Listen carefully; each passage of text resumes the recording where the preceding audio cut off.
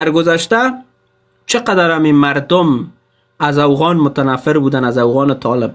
بسیار کم نه؟ چقدر مردم ما در کنار از این افغان ها بود، در کنار این طالب ها بود؟ زیاد نه؟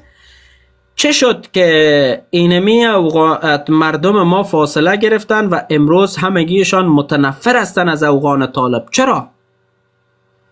آیا تاثیرات برنامه های ما یا فلانی یا بستانی اینمی جوانهای فارس که برنامه میگیرن اینمی تاثیراتش نیست که این رقم مردم متنفر شده؟